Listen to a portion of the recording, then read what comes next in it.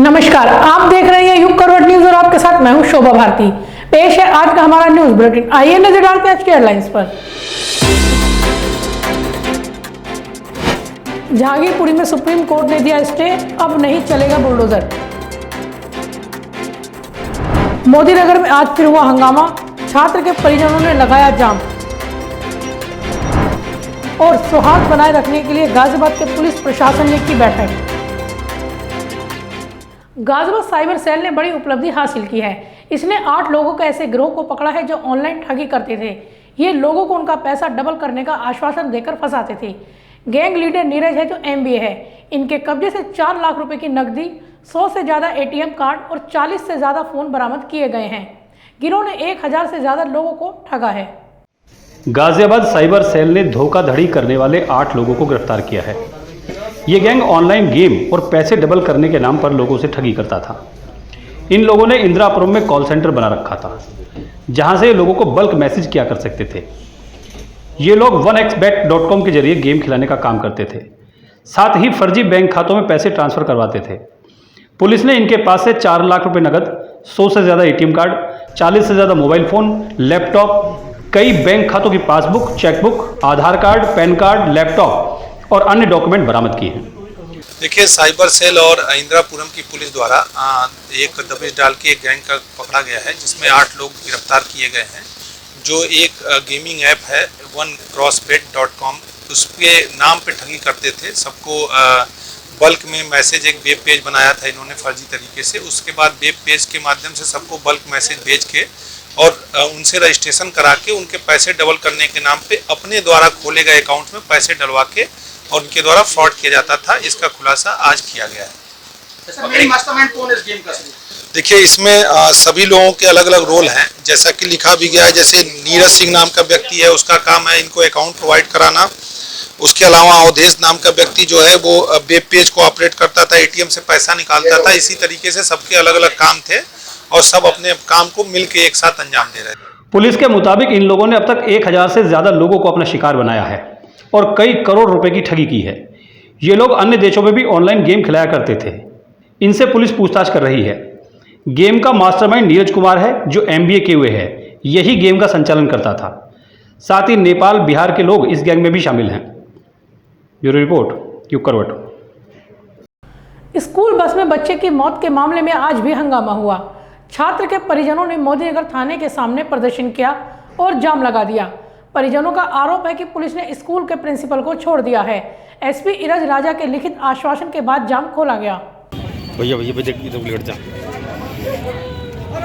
School bus में सवार बच्चे की मौत के मामले में हिरासत में लिए गए प्रधानाचार्य को छोड़ने का आरोप लगाकर मृतक छात्र अनुराग के परिजनों ने गुरुवार को कोतवाली के सामने जाम लगाकर हंगामा किया।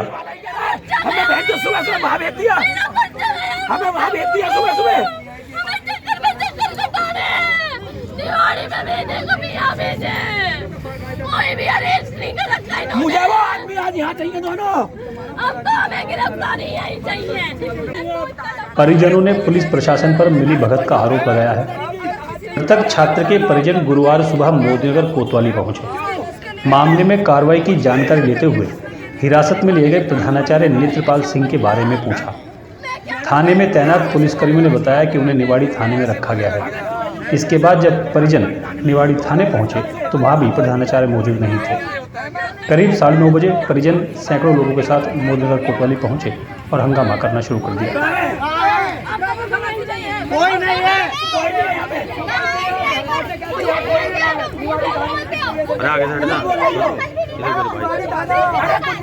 एक तो जो मैनेजर हैं, मैनेजमेंट देखते हैं मिस्टर तायल, और प्रिंसिपल, ठीक है, और उसके अलावा ड्राइवर, कंडक्टर जो भी हैं, सब लोगों का नाम है।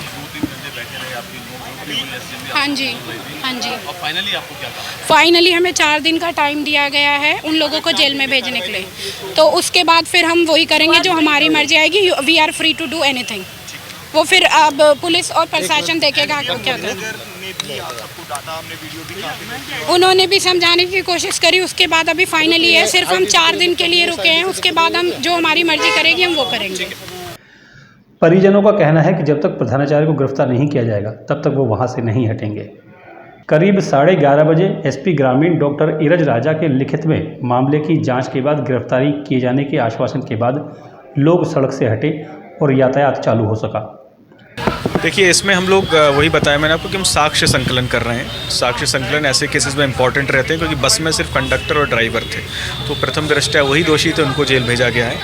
अन्य जो भी लोग हैं उनका साक्ष्यों के आधार पर जो चीज़ें सामने आएंगी, जिसकी कमी परिलक्षित होगी उसके विरुद्ध हम जिसकी नेग्लिजेंस होगी, चाहे कोई भी हो, चाहे प्रिंसिपल हो, चाहे मैनेजमेंट हो, चाहे कोई भी व्यक्ति हो, हम उसके विरुद्ध हम कठोर कार्रवाई करेंगे। बुधवार की सुबह कक्षा 3 के छात्र अनुराग भारद्वाज की स्कूल बस से सिर बाहर निकलने से किसी खंभे से टकराने से मौत हो गई थी। छात्र की मौत के बाद परिजनों ने स्कूल परिसर में शव रखकर घंटों तक हंगामा किया था। इस मामले में पुलिस ने मोदी समूह के चेयरमैन उमेश मोदी, प्रधानाचार्य नेत्रपाल सिंह, चालक ओमवीर सिंह के खिलाफ हत्या की धाराओं में रिपोर्ट दर्ज की है। इसी बीच उत्तर प्रदेश के परिवहन मंत्री दयाशंकर सिंह का भी बयान आया है। उन्होंने कहा है कि परिवहन विभाग इस मामले में कार्रवाई करेगा। सभी स्कूलों की बसों की जांच कराने के निर्देश भी दिए गए हैं। प्रबंधन की लापरवाही है। बस में कंडक्टर था कि नहीं था, इसकी जांच करवा रहे हैं। लड़का जो है सर जो है कहीं बाहर निकला होगा, उसमें जाली लगी थी कि नहीं लगी थी बस में, क्योंकि स्कूली बस में कम से कम जाली लगनी चाहिए। छोटे बच्चे जहां चलते हैं, ये कहीं ना कहीं इसमें त्रुटियां हुई हैं और बड़ा अफसोस है। और हम इसकी जांच करवा रहे हैं। अभी ड्राइवर पर और प्रबंधक पर लड़के की मां ने FIR कराया है और FIR दर्ज हो चुकी है। और हमारे विभाग का जो भी लापरवाही होगी इसकी मैं जांच करा रहा हूं और जांच में जो भी दोषी पाया जाएगा उस पर सख्त कार्रवाई करेंगे। ब्यूरो रिपोर्ट युग करवट। मेरठ में मजदूरों से भरी बस पलट गई। इस हादसे में 12 से अधिक लोग घायल हुए हैं। सभी को इलाज के लिए प्यारेलाल अस्पताल में भर्ती कराया गया है। चीख पुकार सुनकर पहुंचे ग्रामीणों ने राहत और बचाव कार्य किया था।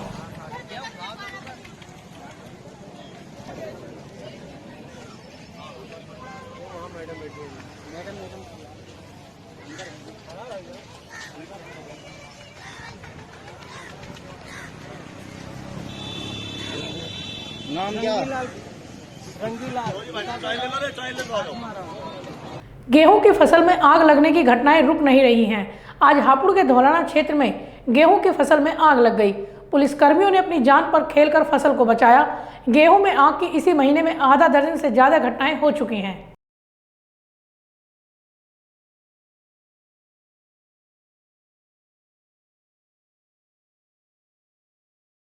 जनता दल यू के नेता केसी त्यागी ने इंडिया इंटरनेशनल सेंटर में व्याख्यान दिया। इस दौरान उन्होंने राष्ट्रीय लोकदल के दिवंगत नेता अजीत सिंह को याद किया। उन्होंने अपने कई अनुभव भी साझा किए। दूसरे के बगैर नहीं रहे थे और दोनों में एक अजीब किस्म की केमिस्ट्री थी। लेकिन पिछले 10-12 साल से अजीत सिंह बहुत कंफर्टेबल नहीं थे फिजिकली, और वैसे भी उनके उठने बैठने बस खाली उसी किताब पर वो काम कर रहे थे। काश उस किताब का वो सपना महावीर सिंह जी के जरिए पूरा हो, हम सब लोग उसमें सहयोग करें। मेरे मित्र वीरेंद्र कपूर जी जो उनके भी बहुत ही बेहतरीन मित्रों में से हैं, महावीर जी मैं चाहूँगा कि 2 मिनट के लिए वीरेंद्र कपूर के बगैर अजय सिंह जी की जो कंडोलेंस है या जो उन पर जो लिखा हुआ है वो शायद पूरा नहीं होता। तो मैं वीरेंद्र जी से रिक्वेस्ट करूँगा 2 मिनट के लिए। अगले 1 महीने में सभी धर्मों के अलग अलग पर्व और त्योहार हैं। देश के कई राज्यों में माहौल तनावपूर्ण है। गाजियाबाद का पुलिस प्रशासन किसी भी हालात में माहौल बिगड़ने नहीं देना चाहता, इसलिए सभी धर्मों के प्रमुख लोगों के साथ पुलिस लाइन में बैठक की गई। रमजान, जुमा, अलविदा, ईद, अक्षय तृतीया, परशुराम जयंती, ईस्टर मंडे, लोकनायक महाराणा प्रताप जयंती जैसे पर्वों को देखते हुए प्रशासन पूरी तरह से सजग और सक्रिय दिखाई दे रहा है। पुलिस प्रशासन थाना, चौकी और ब्लॉक स्तर से लेकर मुख्यालय पर धर्म गुरुओं के साथ बैठकें कर रहा है। सांप्रदायिक सौहार्द को कायम रखने में सभी धर्म के गुरुओं से अपनी महत्वपूर्ण भूमिका निर्वहन करने की अपील की जा रही है। थाना और चौकी पर पीस कमेटियों के साथ निरंतर बैठकें हो रही हैं। इसी क्रम में जिलाधिकारी RK सिंह और SSP मुनिराज ने विभिन्न धर्मों के धर्मगुरुओं और संभ्रांत नागरिकों के साथ पुलिस लाइन में मीटिंग की। ये परंपरा क्यों थी? पहले हमारे पास जो है घड़ी नहीं थी, पहले हमारे पास मोबाइल में टाइम बताने है ना, तो पता चला कि ये सब बातें नहीं है जो आप कह रहे हो कि बड़े घर बन गए, सबके काम का जरूरी है। इसकी एक की एक टाइमिंग होती है कि कब हमें पता चला 5 टाइम की नमाज कब पढ़नी है, क्या करना है, उसका एक टाइमिंग होती है। और उस टाइमिंग पे वो जो है जो हमें ये देखना चाहिए कि हमारी जो इस मौके पर डीएम आर के सिंह और एसएसपी मुनिराज ने सभी धर्म के गुरुओं से शांति व्यवस्था और भाईचारा बनाए रखने में महत्वपूर्ण योगदान देने की अपील की।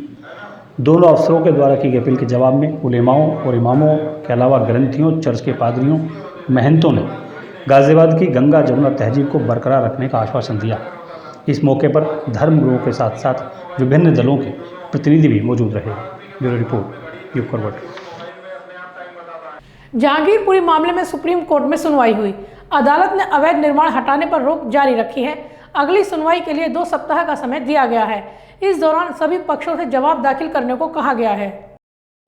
जहांगीरपुरी में उत्तर दिल्ली नगर निगम की अतिक्रमण पर कार्रवाई के खिलाफ सुप्रीम कोर्ट में सुनवाई हुई। इस दौरान कोर्ट ने सभी पक्षों को सुनने के बाद अतिक्रमण की कार्रवाई पर रोक जारी रखी है। कोर्ट इस मामले में 2 हफ्ते बाद सुनवाई करेगा। इसके अलावा कोर्ट ने सभी पक्षों से जवाब मांगा है। इससे पहले सुनवाई के दौरान याचिकाकर्ता के वकील ने कहा, एमसीडी की ये कार्रवाई एक समुदाय को टारगेट करने के लिए की जा रही है। इस पर सॉलिसिटर जनरल ने कहा कि एमसीडी की ये कार्रवाई सिर्फ अतिक्रमण के खिलाफ थी। उधर जमीयत उलमा-ए हिंद की ओर से पेश वकील कपिल सिब्बल ने देश भर में बुलडोजर की कार्रवाई पर रोक लगाने की मांग की, लेकिन कोर्ट ने इससे इनकार कर दिया। कोर्ट ने कहा, अतिक्रमण हटाने की कार्रवाई बिना बुलडोजर के हो ही नहीं सकती। सुप्रीम कोर्ट ने इस मामले में सुनवाई 2 हफ्ते के लिए टाल दी है। तब तक कोर्ट ने यथास्थिति बनाए रखने के आदेश दिए हैं। कोर्ट ने सभी पक्षों से जवाब मांगा है। कोर्ट ने कहा, सभी लोग एक दूसरे की दलीलों पर जवाब दें। कोर्ट सभी याचिकाओं पर नोटिस कर रहा है। कोर्ट ने कहा, हमारे आदेश के बाद भी कार्रवाई हुई तो इसे गंभीरता से लिया जाएगा। कोर्ट ने साफ कर दिया है कि यथास्थिति का आदेश सिर्फ दिल्ली के लिए है। याचिकाकर्ता के वकील दुष्यंत दवे ने कहा कि यह देश संविधान और कानून से चलता है। यहाँ 30 साल से पुरानी दुकानें हैं। जेजे कॉलोनी, स्लम, गांव आदि के लिए नियम बनाए गए हैं। भाजपा अध्यक्ष की चिट्ठी देश के हालात की दुखद कमेंट्री है। इस पर जस्टिस राव ने कहा, हमने सुना है कि हिंदुओं की भी प्रॉपर्टी तोड़ी गई है। कपिल सिब्बल ने कहा, अतिक्रमण की समस्या दिल्ली नहीं बल्कि पूरे देश की है, लेकिन यहाँ सिर्फ मुस्लिमों को टारगेट किया जा रहा है। सॉलिसिटर जनरल ने कहा कि कल का अभियान सिर्फ फुटपाथ साफ करने के लिए था। इस पर जस्टिस BR गवई ने कहा, आप कुर्सियाँ और डब्बों के लिए बुलडोजर लेके गए थे। याचिकाकर्ताओं के मुस्लिमों को टारगेट करने के सवाल पर सॉलिसिटर जनरल ने कहा, मध्य प्रदेश के खरगोन में मुसलमानों से ज़्यादा हिंदुओं के घर गिराए गए हैं। सॉलिसिटर जनरल ने कहा, जहाँ तक जहांगीरपुरी की बात है, हम वहाँ से अतिक्रमण हटाना चाहते हैं ताकि रोड साफ हो। ये अभियान जनवरी में शुरू किया गया था। इसके बाद फरवरी मार्च में कार्रवाई हुई। 19 अप्रैल को अगली कार्रवाई होनी थी। वे अतिक्रमण और कचरा साफ कर रहे थे। यह सब तब हुआ जब संगठनों ने इसमें दखल देना शुरू कर दिया। कुछ इमारतें अवैध हैं और सड़क पर बनी हुई हैं, उन्हें नोटिस दिया गया था। 2021 में भी मार्केट एसोसिएशन की ओर से दायर याचिका की गई थी। हाईकोर्ट ने अतिक्रमण हटाने का आदेश दिया था। इस बीच जहांगीरपुरी से एक हृदय विदारक वीडियो भी आई है, जिसमें दुकान तोड़े जाने के बाद एक बच्चा सामान के बीच से सिक्के बीन रहा है। ये दुकान इसी बच्चे की बताई जा रही है। गाजियाबाद तहसील में भी दिन भर हंगामा होता रहा। यहाँ एक पेशकार और वकील के बीच विवाद हो गया। पुलिस ने वकील के खिलाफ केस दर्ज कर लिया। इससे नाराज होकर वकील हड़ताल पर चले गए। पुलिस के आश्वासन के बाद हड़ताल समाप्त की गई। 19 अप्रैल को तहसीलदार सदर विजय प्रकाश मिश्र के पेशकार मिंटू उज्ज्वल और अधिवक्ता प्रशांत कुमार के बीच विवाद के बाद तहसील में अधिवक्ता बिफर गए। प्रकरण ने तूल पकड़ा। अधिवक्ता सदर तहसीलदार के कक्ष में ताला जड़कर हड़ताल पर चले गए।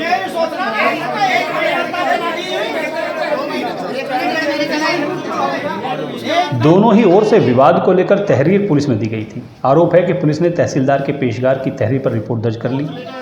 अधिवक्ताओं ने एक तरफा कार्रवाई का आरोप लगाते हुए तहसील में जोरदार प्रदर्शन किया।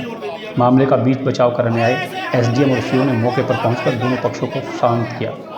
पुलिस द्वारा अधिवक्ताओं पर दर्ज एफआईआर पर फाइनल रिपोर्ट लगाने और पेशकार की माफ़ी मांगने की शर्त पर दोनों पक्षों में सुलहनामा हो गया। आज यहाँ पे वकीलों और एसडीएम के बीच वार्ता चल रही है किसी मसले के ऊपर। मोहंती उज्ज्वल के खिलाफ कार्रवाई के लिए वकील एकत्र हुए हैं सारे। आज यहाँ पर वकीलों का धरना चल रहा है और वकील जल्दी से जल्दी इस प्रकरण की जांच चाहते हैं और एक पक्ष से कार्रवाई न करके दोनों पक्ष की सुनी जाए। 19 अप्रैल को सदर तहसीलदार के पेशकार ने तहसील कंपाउंड में अधिवक्ता के साथ अभद्रता की थी। आरोप है कि इस दौरान जाति सूचक शब्दों का इस्तेमाल हुआ और मारपीट की गई। प्रकरण के बाद तहसील बार एसोसिएशन की आपात बैठक अध्यक्ष रमेश चंद यादव और सचिव केपी सिंह ने की। अधिवक्ताओं ने बताया कि इस प्रकरण में बुधवार को दोनों पक्षों की ओर से तहरीर दी गई थी। पुलिस ने वकीलों की तहरीर पर कोई कार्रवाई नहीं की और पेशकार की तहरीर पर रिपोर्ट दर्ज कर ली गई। प्रकरण के बाद अधिवक्ता तहसीलदार कक्ष में ताला जड़कर हड़ताल पर चले गए। आज सुबह ही अधिवक्ताओं ने तहसील में हड़ताल की घोषणा की थी। वकीलों ने तहसील परिसर में जोरदार नारेबाजी की और पुलिस से निष्पक्ष कार्रवाई की मांग की।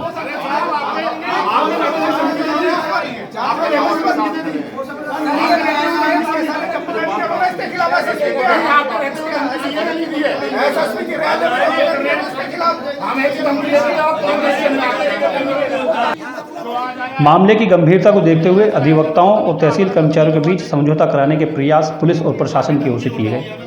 एसडीएम और सीओ भी इस दौरान तहसील परिसर में पहुंचे। उन्होंने प्रस्ताव रखा कि अधिवक्ताओं पर दर्ज एफआईआर पर फाइनल रिपोर्ट लगा दी जाएगी। साथ ही पेशकार अधिवक्ताओं से माफ़ी भी मांगेंगे। इन दोनों शर्तों पर अधिवक्ताओं और तहसील कर्मचारियों के बीच समझौता हो गया। अधिवक्ता हड़ताल खत्म करके अपने काम पर लौट गए। ब्यूरो रिपोर्ट, यू खबर। कविनगर थाना क्षेत्र की वेब सिटी में 2 लोगों की गोली मारकर हत्या कर दी गई। घटना बुधवार देर रात की है। पुलिस ने पोस्टमार्टम कराकर जांच शुरू कर दी है। पुलिस का दावा है कि जल्द ही आरोपियों को गिरफ्तार कर लिया जाएगा। जनपद गाजियाबाद में थाना कविनगर क्षेत्र में 112 का माध्यम से लगभग रात 9 और 9:30 के बीच में सूचना मिली थी। 2 डेड बॉडी वेव सिटी में जो काली फ्लैट है उसका आसपास 2 लोग का डेड बॉडी पड़ा से सूचना मिला था। तुरंत सूचना मिलते कविनगर थाना का फोर्स और एसपी सिटी हम सही मौके पर आके हमने घटनास्थल निरीक्षण किया। वहाँ पे 2 लोग का डेड बॉडी दिखाई पड़ा है। उनका ऊपर कुछ फायरिंग का निशान दिखाई पड़ा और मौके पर कुछ कार्ट्रिज, एम्प्टी कार्ट्रिजेस और जिंदा कार्ट्रिजेस मिला है। और अभी बाकी उसको दोनों को पहचान कराया हम लोगों ने। उनके पास जो मोबाइल मिला था उसके आधार पर दोनों लोग को हमने उनका परिवारजन की सूचना दिया है। ये दोनों अभी तक फिलहाल पता चल रहे नोएडा बादलपुर चतर का रहने वाला ऐसे पता चल रहा है। अभी उनका परिवारजन आ रहा है, उसके बाद बाकी वेरीफाई होगा उन लोग क्या कर रहा है क्या है। और वर्तमान में हमने तुरंत दोनों डेड बॉडी के फोरेंसिक टीम के माध्यम से जांच करा के तुरंत पोस्टमार्टम हाउस के लिए डेड बॉडी भेज दिया है। बाकी हम टीम गठित कर दी है। एसपी सिटी और सीओ कविनगर का नेतृत्व में 3 टीम गठित कर दिया। स्वाट टीम का नेतृत्व में अभी इन लोग सभी लोग पूरा हमारी टीम काम कर रही है। जल्द से जल्दी इस केस का खुलासा करेंगे और घटना का मोटिव क्या है और बाकी सब चीज जल्द से जल्दी खुलासा हो जाएगी। निजी स्कूलों को लेकर आम नागरिक भी परेशान हैं। महंगी ड्रेस और स्टेशनरी ने अभिभावकों की कमर तोड़ रखी है। हाल ही में सरकार ने निजी स्कूलों को फीस बढ़ाने की अनुमति दे दी है। इससे भी अभिभावक बहुत परेशान हैं। जो फीस स्कूलों की बढ़ी हुई है वो बहुत बेतरतीब बढ़ी हुई है। मैं उसका विरोध करता हूँ। और फीस के साथ साथ स्कूली कॉपियाँ भी बढ़ी हुई हैं, उसका भी मैं विरोध करता हूँ करने के लिए। और बहुत से जो खर्चे हैं, पैरामीटर्स हैं, उस पर कहीं भी हम लोग इसमें मतलब अननेसेसरी जो फीस का बढ़ाना है और जो किताबों का बढ़ाना है और जो और चीज़ों का बढ़ाना है उस सब का विरोध करता हूँ मैं। और ये सब चीज़ बहुत जल्दी कम होनी चाहिए, क्योंकि ये सब चीज़ें मानसिक पीड़ा देती हैं हम लोगों को। मानसिक पीड़ा देने के साथ साथ जो माँ बाप हैं वो बच्चों को भेजने में सक्षम नहीं है। तो इस चीज़ को बहुत तरीके से शिक्षा के विभाग के लोगों को सोचना चाहिए और ये चीज़ कम होनी चाहिए। मेरा कहना यही है कि गवर्नमेंट को सबसे पहले स्कूल की पढ़ाइयों पे ध्यान देना चाहिए। आजकल इतनी महंगी फ़ीस हो रही है, वैन का इतना खर्चा हो रहा है। अब जैसे नए सेशन आएंगे उसमें प्राइवेट स्कूल्स अपनी मन मर्जी से फ़ीस वसूलेंगे और नए नए कोर्स देंगे। तो मेरा गवर्नमेंट से यही कहना है, आज के महंगाई के इस दौर में जनता पे ध्यान दिया जाए, उनके बच्चों के स्कूलों की फ़ीसों पे, और जो ये नए नए कोर्स हर साल वो बदलते हैं उस पे रोक लगाई जाए और फीस एक निश्चित कर दी जाए कि हर स्कूल एक निश्चित फीस ये ली जाएगी, क्योंकि हर कोई स्कूल अपनी मर्जी से पैसे वसूल रहा है। गरीब जनता को देखे। सरकार से यही एक विनम्र निवेदन है कि कृपया आप पढ़ाई का, अगर हमारे देश में पढ़ाई ही नहीं होगी तो फिर और क्या होगा। पढ़ाई का विकास करने के लिए आज शिक्षा का बराबर का अधिकार दिया जाए। तो फिलहाल आज के लिए इतना ही। गाजियाबाद और आसपास की खबरों के लिए देखते रहिए युग करवट और विस्तार से खबरों को जानने के लिए पढ़िए युग करवट न्यूज़पेपर। सब्सक्राइब कीजिए युग करवट। नमस्कार।